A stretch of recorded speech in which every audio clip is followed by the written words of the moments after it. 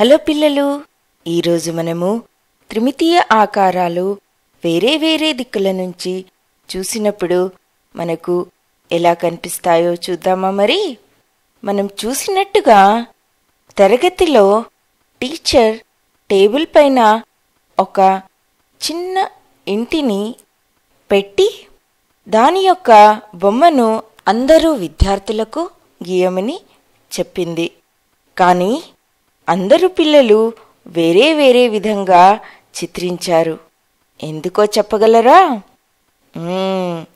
ఎందుకంటే అందరూ విద్యార్థులకు అది వేరే వేరే రకంగా కనిపిస్తుంది. ఎందుకంటే ఒక ఇంటిని మనము ఒక్కో దిక్కు నుంచి చూసినప్పుడు ఒక్కో రకంగా కనిపిస్తుంది. కొంతమంది విద్యార్థులకు కేవలము ముందు భాగము, కొంతమంది విద్యార్థులకు కొంచెం వెనుక భాగము, పైనుండి చూసే విద్యార్థులకు వేరే విధంగాను ఇలా కనిపిస్తుంది. కొంతమంది విద్యార్థులు కేవలము ఒకవైపు ఇంటిని మాత్రమే చూడగలరు, ముందు భాగము చూడలేకపోయారు.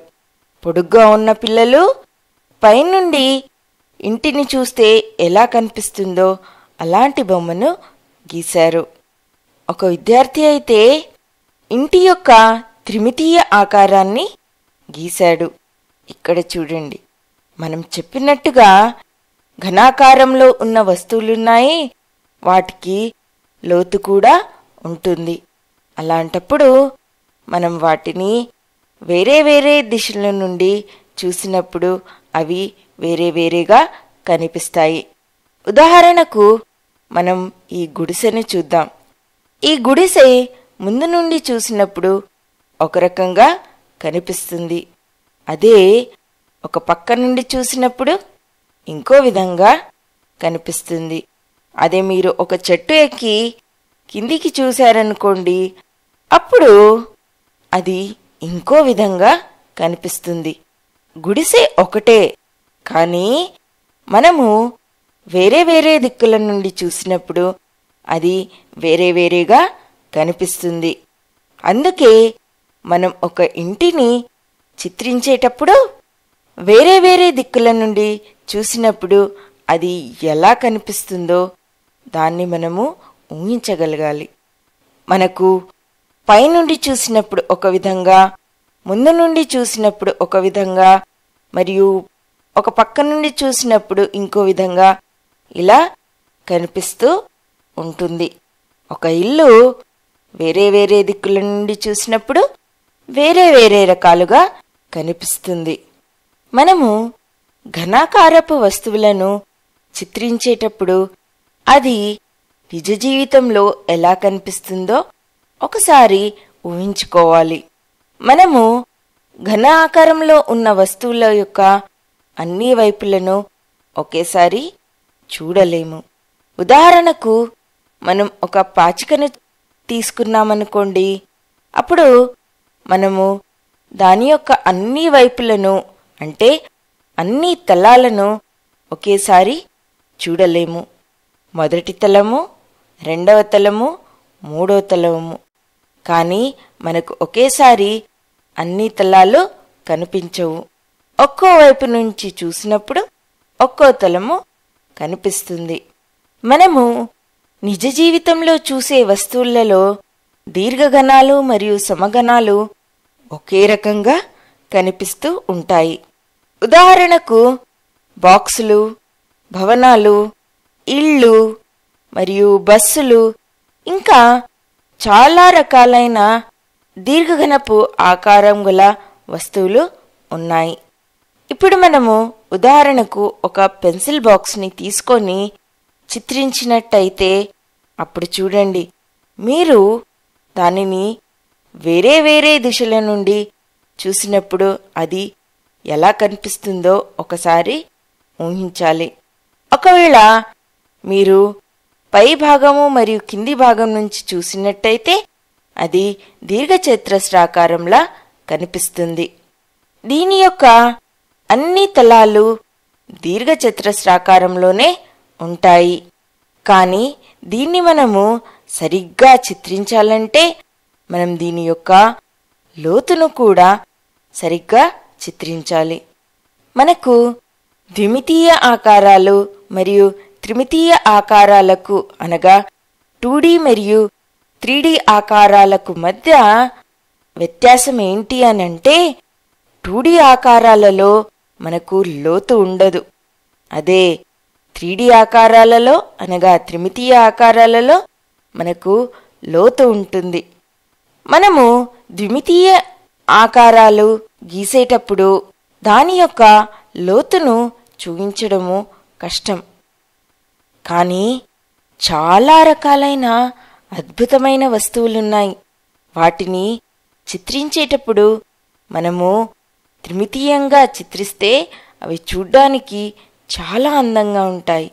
ఉదాహరణకు పిరమిడ్. ఇది ప్రపంచంలో 7 అద్భుతాలలో ఒకటి. అయితే మనము ఈ పిరమిడ్ని ఎలా చిత్రించాలో చూద్దామా మరి? ఇక్కడ ఈ పిరమిడ్ని చూడండి. ఇది మనకు వేరే వేరే దిశల నుండి చూసినప్పుడు వేరే వేరే విధంగా కనిపిస్తుంది.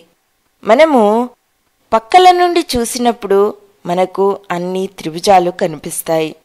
కానీ దీని యొక్క భూతలము చతురస్రము. అనగా మనము దీన్ని కింది నుండి చూసినప్పుడు దీని యొక్క భూతలము చతురస్రాకారంలో ఉంటుంది. దానికి చతుర్భుజాలు ఉన్నాయి. మనము ఈ వేరే వేరే దిక్కుల నుండి చూస్తామే, ఇలా చూసి అది ఎలా కనిపిస్తుందో ఊహించడము చాలా అవసరము. ఇక్కడ చూడండి. ఇక్కడ ఈ 4 బాక్సులున్నాయి.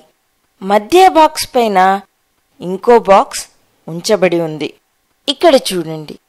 ఇటు నుంచి చూస్తే అనగా ముందు వైపు నుండి చూస్తే మీకు ఏం కనిపిస్తుంది? ఇక్కడ మీకు 4 బాక్సులు కనిపిస్తున్నాయి కదా. కానీ ఇటువైపు నుండి చూడండి. ఇటువైపు నుండి మీకు కేవలము 2 బాక్సులు మాత్రమే కనిపిస్తున్నాయి. ఒకవేళ మీరు పైనుండి చూశారనుకోండి, అప్పుడు మీకు ఎన్ని బాక్సులు కనిపిస్తాయి?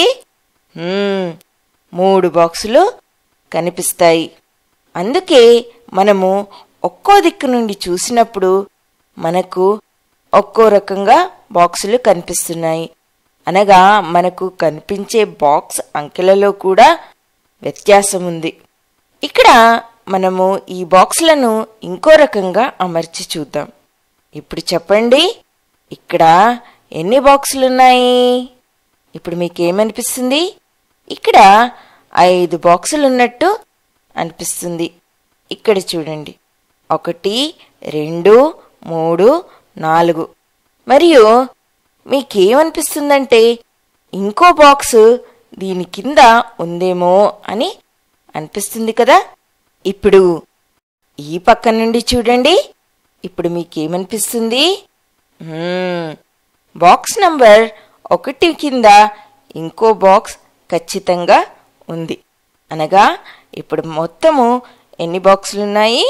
5 బాక్సులు. అదే ఈ పక్క నుండి చూడండి. ఇది ఎలా కనిపిస్తుంది? ఇక్కడ కేవలము 3 బాక్సులు మాత్రమే ఉన్నాయి. ఒకవేళ ఇక్కడ మీరు పై నుండి చూసినట్టయితే మీకు ఎన్ని బాక్సులు కనిపిస్తున్నాయి? కేవలము 4 బాక్సులు కనిపిస్తున్నాయి. అయితే మనము ఏ దిశ నుండి చూస్తున్నామో అది చాలా ముఖ్యమైనది. అయితే మనము త్రిమితీయ ఆకారాలను చిత్రించేటప్పుడు మనము ఏ దిశ నుండి చూస్తున్నాము అనేది చాలా అవసరము. ఎందుకంటే ఈ త్రిమితీయ ఆకారాలు గల వస్తువులు ఒక్కో దిశ నుండి ఒక్కో విధంగా కనిపిస్తాయి. మరియు మీరు ఏ దిశ నుండి చూసినప్పుడు ఎలా కనిపిస్తాయో అది కూడా ఊహించాలి. అప్పుడే మనము ఈ త్రిమితీయ ఆకారాలను సరిగ్గా చిత్రించగలము. మనము ఈరోజు చూసినట్టుగా ఒక్కో దిశ నుండి చూసినప్పుడు మనకు వేరే వేరే సంఖ్యలలో మనకు బాక్సులు కనిపించాయి. ఈరోజుకి ఇంతే. బాయ్ బాయ్ పిల్లలు.